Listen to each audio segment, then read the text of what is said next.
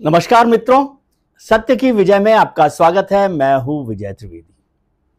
दिल्ली के राजनीतिक गलियारों में, पॉलिटिकल कॉरिडोर्स में आजकल चर्चा हो रही है उपराष्ट्रपति के चुनाव को लेकर, जो 9 सितंबर को होना है। और दूसरी चर्चा हो रही है भारतीय जनता पार्टी को राष्ट्रीय अध्यक्ष कब मिलेगा, नया राष्ट्रीय अध्यक्ष कब मिलेगा। अभी तो जेपी नड्डा साहब हैं, बहुत साल से, 6 साल से लगातार जगत प्रकाश नड्डा साहब वहां पर हैं, लगातार उनको एक्सटेंशन मिल रहा है।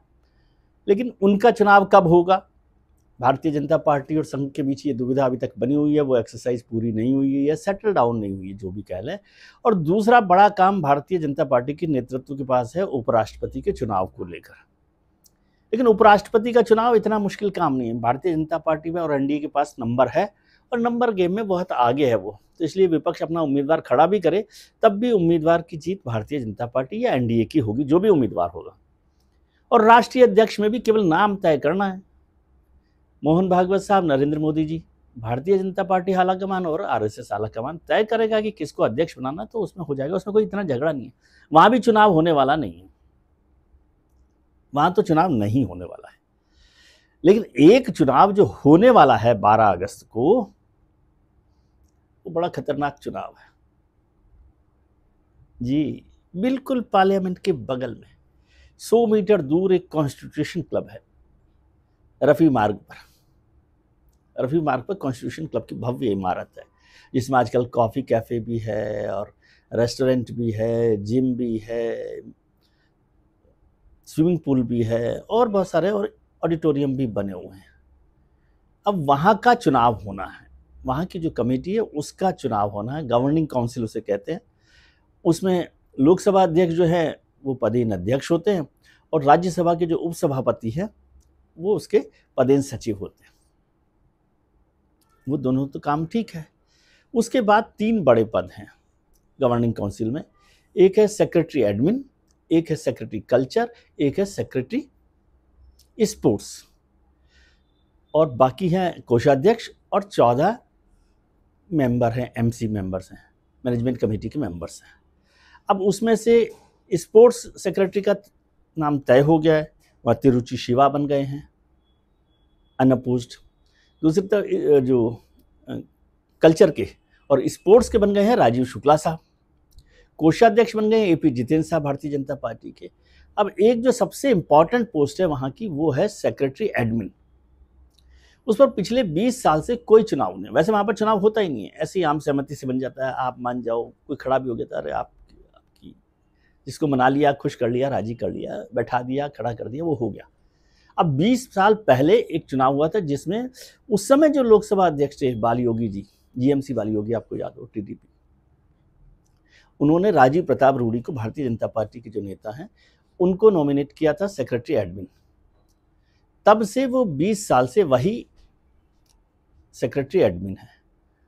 उन्होंने काम भी बहुत किया, बताया, वहाँ पर बिल्डिंग बनवाई, वहाँ पर ये बनवाया, स्विमिंग पूल बनवाया, जिम्नेजियम बनवाया और सब चीज़ें किए, कॉफ़ी कैफ़े बनवाया, रेस्टोरेंट बनवाया, ऑडिटोरियम की शक्ल बदली। लेकिन वहाँ पर अफसरों की, आईएएस अफसरों की भी एंट्री हो गई। इससे काफ़ी नाराज़गी है। असली नाराज़गी ये वाली है कि ये सारा हो रहा है और जो आरोप है उनको छोड़ दीजिए, वो आरोप चलते रहते हैं। तो ये आरोप चल रहे हैं। अब 12 अगस्त को उसका चुनाव होना है, पहली बार 25 साल में पहली बार चुनाव हो रहा है। 1200 के करीब सदस्य हैं, जो उसमें एमपी और एक्स एमपी मेंबर्स होते हैं, सब पार्टीज के एमपीज और एक्स एमपीज। तो ठीक है, आपने कहा इसमें क्या बात होगी, ठीक है, एमपीज और एक्स एमपीज। खास बात क्या है कि इस बार जो चुनाव हो रहा है वो है सेक्रेटरी एडमिन के लिए, और उसमें मुकाबला Bharatiya Janata party versus Bharatiya Janata party है। ये पहला मुकाबला हो रहा है, कोई पार्टी के संगठन चुनाव नहीं है। पार्टी के बाहर के चुनावों में बीजेपी वर्सेस बीजेपी का चुनाव हो रहा है, ये मुश्किल है।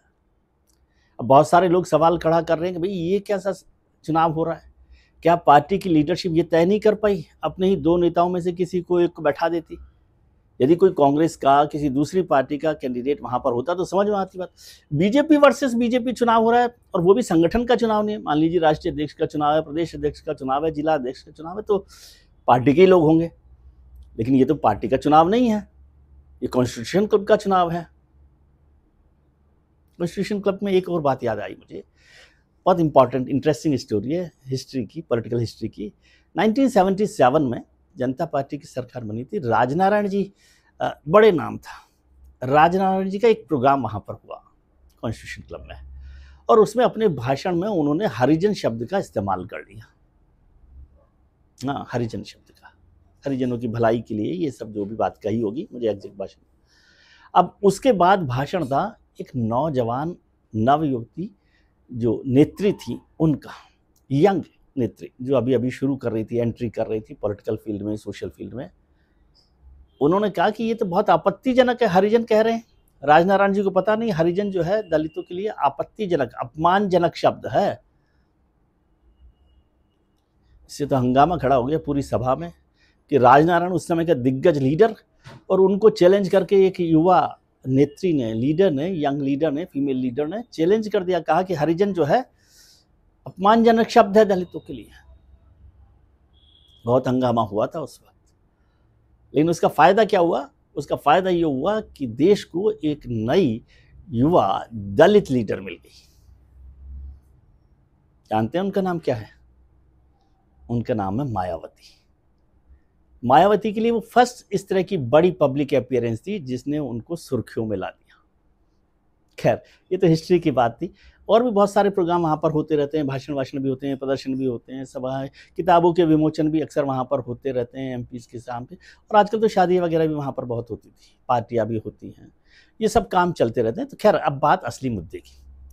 हाँ, मैंने आपको बताया नहीं, आप सोचेंगे ये सब इतनी बात हो रही है, नाम क्या है, कौन लड़ रहा है? तो वहाँ 2 लोग सेक्रेटरी एडमिन के लिए चुनाव लड़ रहे हैं।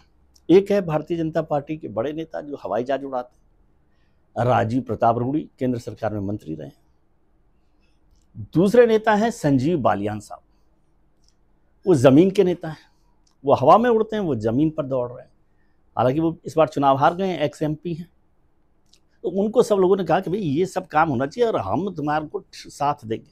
और वो हरियाणवी पूरी स्टाइल में जम गए, वेस्टर्न यूपी के हैं वैसे, लेकिन वो उस तरह से जम गए कि भाई मैं तो लड़ूंगा और ये हराना ही है, जीतना ही है ये चुनाव। तो अब पार्टी मुझे समझ नहीं आया। अब इसमें पता है आपको, वोटर लिस्ट में नहीं, SIR नहीं है यहाँ पर। 1240 के करीबन नाम थे, उसमें से कुछ गए हैं, अब 1200 के करीबन लोग हैं इस लिस्ट में। लाल कृष्ण आडवाणी हैं, नरेंद्र मोदी हैं, अमित शाह हैं, सोनिया गांधी हैं, राहुल गांधी हैं, प्रियंका गांधी हैं, दुनिया भर के जितने लीडर, MP और XMP मैंने बताया ना आपको, वो सब लोग हैं। तो उनको चुनाव में वोट देना है।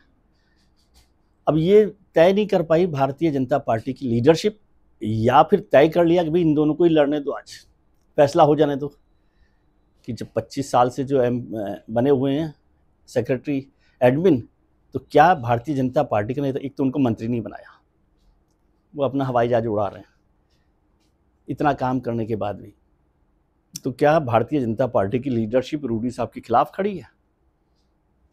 क्या संजीव बालियान के साथ खड़ी है, या पार्टी बट गई है? बड़े बड़े नेता आजकल उनके लिए कैंपेन कर रहे हैं, बहुत रात भर चल रहा है, भोजन हो रहा है, डिनर हो रहा है, पार्टी हो रही है, कॉफ़ी पर बैठ रहे हैं। और मुझे बताया गया कि डिनर के में जो डिप्लोमेसी वाले लोग थे, और वहाँ पर क्या होता है पार्टी में, पार्लियामेंट में, पार्टी ग्रुप को छोड़ के, पार्टी लाइन को छोड़ के अलग अलग लोगों के लंच ग्रुप से, वो एक ही पार्टी के नहीं होते, अलग अलग पार्टी के लोग एक लंच ग्रुप बनाते हैं। भाई ये 15 लोग हैं, ये एक साथ लंच करते हैं। वो कभी वहाँ पर लंच करते हैं कैंटीन में, जो उनके घर से अलग अलग लोगों का खाना आता है वो मिलकर करते हैं। कभी बड़ी 5 स्टार रेस्टोरेंट्स हैं उनमें होता है, कभी खान मार्केट में भी उनके डिनर वगैरह होते हैं। यानी लुटियंस जो वो टुकड़े टुकड़े गैंग नहीं है, ऐसे ही करते हैं, वो सब लोग मिलकर करते हैं डिनर वगैरह। तो वहाँ पर वो लंच और डिनर होते हैं, वो वाले ग्रुप्स हैं। एक ज़माने में पहले ग्रुप होते थे मानवेंद्र सिंह का, जितिन प्रसाद का, ज्योतिरादित्य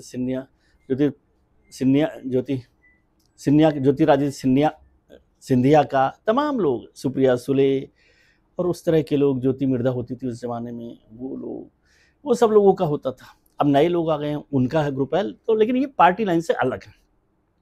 अब यहाँ तो झगड़ा ये हो गया कि पार्टी के अंदर ही झगड़ा है, तो पार्टी लाइन के अलग अलग लोगों में भी अब बंटवारा हो गया है। कुछ लोग कह रहे हैं हम बालियान साहब के साथ खड़े होंगे, कुछ लोग कह रहे हैं हम रूडी साहब के साथ जाएंगे, क्योंकि रूडी साहब ने बहुत काम करवाया। कुछ ने कहा रूडी साहब ने काम करवाया होगा, अफसरों की वहाँ पे एंट्री करवा दी, अफसर तो इतने क्लब में वैसे ही हैं, और IAS अफसर कहाँ नहीं है जो यहाँ पर रूडी साहब ने उनकी एंट्री करवा दी। तो हम खड़े होंगे संजीव बालियान के साथ। और उसमें भी एक इंटरेस्टिंग बात मुझे जानकारी मिली कि जो साउथ के लोग हैं, साउथ के जो MPs हैं अलग अलग पार्टी, वो इस समय संजीव बालियान के साथ खड़े दिखाई दे रहे हैं।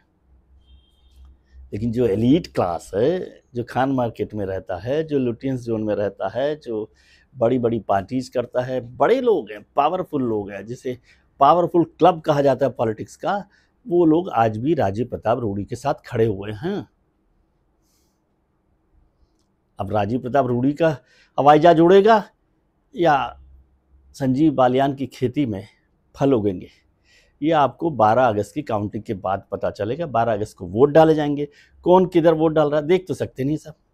प्रधानमंत्री जी ने किसको वोट डाला, होम मिनिस्टर साहब ने किसको वोट डाला, राहुल जी ने किसको वोट डाला, लेकिन सब लोग किसी भी पार्टी को डालना, उनको वोट बीजेपी के कैंडिडेट को है। और इसमें भी मजेदार बात है, कितना भी बड़ा चुनाव हो, जीतेगा भी बीजेपी का कैंडिडेट और हारेगा भी बीजेपी का कैंडिडेट। तो इस इंटरेस्टिंग चुनाव का इंतजार कीजिए। आज के लिए इतना ही। अपना ख्याल रखिए और उनका ख्याल रखिए जो आपका ख्याल रखते हैं। अपने मित्रों, परिजनों, रिश्तेदारों के साथ खुश रहिए, मस्त रहिए, व्यस्त रहिए, स्वस्थ रहिए। नमस्कार, प्रणाम, आभार, शुक्रिया।